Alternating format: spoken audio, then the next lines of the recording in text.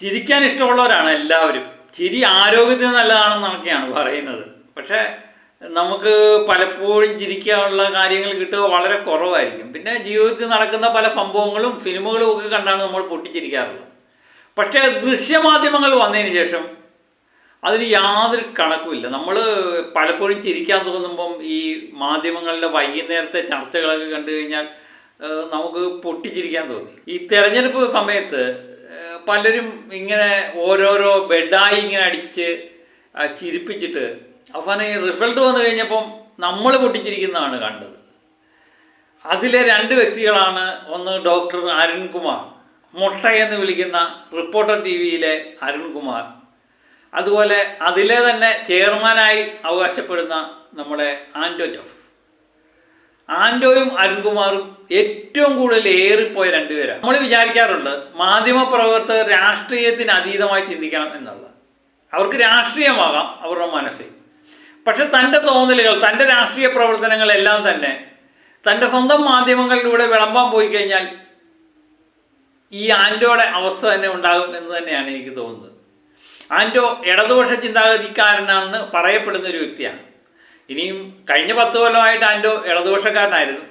അപ്പം അവർ ഭരണത്തിലിരുന്നുകൊണ്ടാണ് ഇടതുപക്ഷമായേ എന്നുള്ളത് ഇനിയും UDF ഭരണത്തിൽ വന്നതിന് ശേഷം ആൻറ്റോയുടെ നിലപാട് നോക്കിയേ നമുക്ക് പറയാൻ പറ്റത്തുള്ളൂ. അധികാരത്തോട് പഥ്യമുള്ള, അധികാരത്തോട് ചേർന്ന് നിൽക്കാൻ ഇഷ്ടപ്പെടുന്ന ചിലവരുണ്ടല്ലോ, ചില അവതാരങ്ങൾ. ഭരണം മാറുന്നതിനനുസരിച്ച് അവതാരങ്ങളുടെ ഉദ്ദേശവും മാറും. അതുപോലൊരു വ്യക്തിയാണോ ആൻറ്റോ എന്ന് നമ്മൾ കണ്ടു തന്നെ അറിയണം. ഏതായാലും ഡോക്ടർ അരുൺകുമാർ ഇടതുപക്ഷ ചിന്താഗതിയുള്ള ഒരു പ്രവർത്തകനായിട്ടാണ് പറയുന്നത്. പണ്ട് FFIയിലൊക്കെ പ്രവർത്തിച്ചിട്ടുണ്ട് എന്നൊക്കെ അദ്ദേഹം പറയുന്നേക്കാം. അദ്ദേഹം ഇടതുപക്ഷം ഒരു കാരണവശാലും തോക്കില്ല എന്ന് പറഞ്ഞുകൊണ്ട് പല പ്രസ്താവനകളും നടത്തി അവസാനം കുരു പൊട്ടുന്നതും നമ്മൾ കണ്ടു. ഇലക്ഷൻ ദിവസം ഡോക്ടർ അരുൺകുമാറിൻ്റെയും ആൻറ്റോയൊക്കെ മുഖം ഒന്ന് കാണുമായിരുന്നു.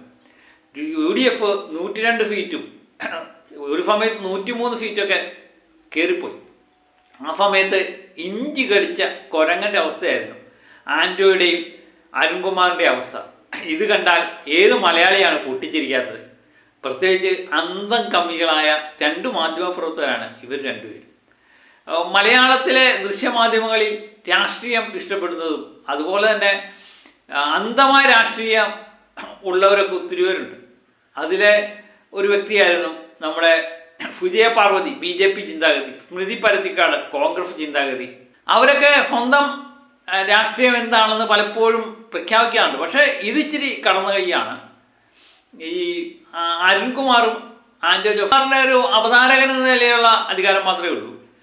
പക്ഷേ ഈ ആൻറ്റോ എന്ന് പറയുന്ന അതിൻ്റെ മുതലാളിയും തൊഴിലാളിയെല്ലാം അദ്ദേഹം തന്നെയാണ് എന്നുള്ള റിപ്പോർട്ട് TVയുടെ. അദ്ദേഹം സ്വന്തം മാധ്യമത്തിൽ വന്നിരുന്ന് UDFനെതിരെ നിരന്തരമായ ആശയം ഉന്നയിക്കുകയും LDF ജയിക്കത്തുള്ളൂ എന്ന് പറയുകയും ചെയ്തതിന് ശേഷം എൻ്റെ അമ്മു റിസൾട്ട് വന്നു കഴിഞ്ഞപ്പം അദ്ദേഹത്തിൻ്റെ മാധ്യമ സ്ഥാപനത്തിൻ്റെ മുമ്പിൽ പോയി പടക്കം പൊട്ടിക്കാനും ചെരുപ്പിടാനും ഒക്കെയായിരുന്നു ആൾക്കാർക്ക് സമയം. അതാണ് ആവശ്യമില്ലാത്ത പണിയായിരുന്നു അന്ന് വാങ്ങിക്കൂട്ടിയത്. എനിക്ക് തോന്നുന്നു പല അന്തം കോൺഗ്രസ്സുകാരും പിണറായി വിജയനെ വെറുക്കുന്നത് പോലെ തന്നെ അതിനേക്കാൾ ഏറെ, അതുക്കും മേലെ എന്ന് പറയുന്നത് പോലെ നമ്മൾ അരുൺകുമാറിനെയും ആൻറ്റോയൊക്കെ വെറുക്കുന്നത് കണ്ടു. കാരണം കോൺഗ്രസ് UDF അധികാരത്തിൽ വന്നു കഴിഞ്ഞപ്പോൾ ഒരിക്കലും UDF അധികാരത്തിൽ വരുത്തില്ല എന്ന് വിചാരിച്ച ഈ 2 മാധ്യമപ്രവർത്തകർ, രാഷ്ട്രീയം എങ്ങോട്ടാണ് പോകുന്നതെന്ന് നമുക്കറിയില്ല, മാധ്യമപ്രവർത്തനം എങ്ങോട്ടാണ് പോകുന്നതെന്ന് അറിയില്ല. നമ്മൾ ദേശീയ മാധ്യമങ്ങളൊക്കെ നോക്കുമ്പം അധികാരത്തിനോട് അടുത്ത് നിൽക്കാനാണ് ദേശീയ മാധ്യമങ്ങൾക്കെല്ലാം താല്പര്യം. അന്ന് കോൺഗ്രസ് മാധ്യമങ്ങളെല്ലാം പലപ്പോഴും ദേശീയ മാധ്യമങ്ങളെ ഇങ്ങനെ പള്ളു പറഞ്ഞുകൊണ്ടിരുന്നു. BJP ചിന്താഗതിയിലേക്ക് മാധ്യമങ്ങൾ വരുന്നു, സത്യമായ കാര്യങ്ങൾ പുറത്തു വിടുന്നില്ല എന്നൊക്കെയുള്ള കാര്യങ്ങൾ പറഞ്ഞു. ഇതുതന്നെയാണ് കേരളത്തിലെ മാധ്യമങ്ങളുടെ അവസ്ഥ. ഇടതുപക്ഷ ചിന്താഗതിക്ക് അനുകൂലമായി ചിന്തിക്കുകയും ഇടതുപക്ഷം ഞങ്ങൾ പറയുന്നതാണ് ശരിയെന്ന് ചിന്തിക്കുകയും ചെയ്യുന്ന കുറച്ച് മാധ്യമങ്ങളുണ്ടായിരുന്നു. അവരുടെ എക്സിറ്റ് പോൾ ഫലങ്ങളെല്ലാം തന്നെ LDFനൊക്കെ മുൻതൂക്കം കൊടുക്കുന്നത് കണ്ടു. ഒരു ചെറിയൊരു മാറ്റം എന്ന് പറയുന്ന മനോരമ ചാനൽ മാത്രമേ ഉള്ളൂ. മനോരമ പണ്ടുകൊട്ടെ ഈ കോൺഗ്രസിൻ്റെ മുഖപത്രം എന്നൊക്കെയാണ് ഇടതുപക്ഷക്കാർ പറഞ്ഞുകൊണ്ടിരിക്കുന്നത്. ഏതായാലും അവർ മാത്രമേ UDFന് മുൻതൂക്കം പ്രവചിച്ചുള്ളൂ. ബാക്കി എല്ലാ മാധ്യമങ്ങളും LDFനാണ് മുൻതൂക്കം കൊടുത്തത്. അപ്പോൾ ഇവർക്ക് കൃത്യമായിട്ട് ജനങ്ങളുടെ പൾസോ ജനങ്ങളുടെ ചിന്താഗതിയൊന്നും അറിയാൻ വയ്യ. പലപ്പോഴും തങ്ങളുടെ ചിന്താഗതിയാണ് ശരിയെന്ന് ഇവർ സ്വയം അങ്ങ് പറയുകയാണ് ചെയ്ത്. ഈ ജനങ്ങളിലേക്ക് ഇറങ്ങിച്ചെന്ന് ജനങ്ങളുടെ പൾസൊക്കെ മനസ്സിലാക്കാൻ ഈ മാധ്യമങ്ങൾക്ക് കഴിയുന്നില്ല എന്നുള്ളതാണ് ഈ തെരഞ്ഞെടുപ്പിലെ ഏറ്റവും വലിയൊരു പ്രത്യേകതയായിട്ട് എനിക്ക് തോന്നിയത്. കാരണം ഇവർ ധരിക്കുന്നതൊന്ന്, പക്ഷേ നിലവിലെ ചിന്താഗതി വേറെയാണ്. ഏതെങ്കിലും മാധ്യമങ്ങൾ ഇങ്ങനെ ഒരു ഭരണവിരുദ്ധ വികാരം ഇവിടെ ഉണ്ടെന്ന് പറഞ്ഞിട്ടുണ്ടോ? ഒരിക്കലും ഇല്ല. പക്ഷേ സാധാരണ ജനങ്ങളും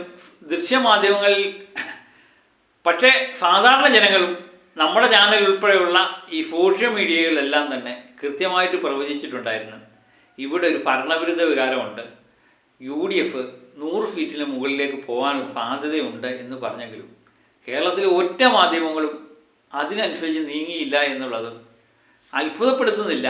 അധപ്പതിച്ച മാധ്യമമായിട്ട് മാറിയിട്ടുണ്ട്. സ്വന്തം രാഷ്ട്രീയ പാർട്ടിക്ക് വേണ്ടി അല്ലെങ്കിൽ രാഷ്ട്രീയ പാർട്ടികളുടെ കയ്യിൽ നിന്ന് കാശ് വാങ്ങി എന്തൊക്കെയോ മാധ്യമ പ്രവർത്തനം കാട്ടിക്കൂട്ടുന്നതായിട്ടാണ് ചില ജനങ്ങളെങ്കിലും വിചാരിച്ചാൽ അവരെ കുറ്റം പറയാനും പറ്റില്ല. കാരണം ഇനി UDFകാർ അധികാരത്തിൽ വന്നു, അവരുടെ പരസ്യമൊക്കെ വേണം. അപ്പം UDFന് അനുകൂലമായി കൊള്ളവുസ് നടത്തുകയും തിരിച്ച് LDFന് എതിരായിട്ട് നിൽക്കുകയൊക്കെ ചെയ്തിട്ട് ഇനി എന്താണ് പുതിയ മാറ്റം എന്ന് നമുക്കറിയില്ല. UDF അധികാരത്തിൽ വന്നു, അതുകൊണ്ട് ഇനി UDFകാരനായിട്ട് ചിന്തിച്ച് ഈ ആൻഡോയും അരുൺകുമാറും ഒക്കെ ഒന്നിൻ്റെ കൂട്ട് നിറം മാറുമോ എന്ന് നമുക്കറിയില്ല. കാത്തിരുന്ന് കാണേണ്ടി വരും. ഏതായാലും മറ്റൊരു വീഡിയോയുമായിട്ട് വീണ്ടും ഞാൻ എത്തും വരെ ഓക്കെ ബൈ.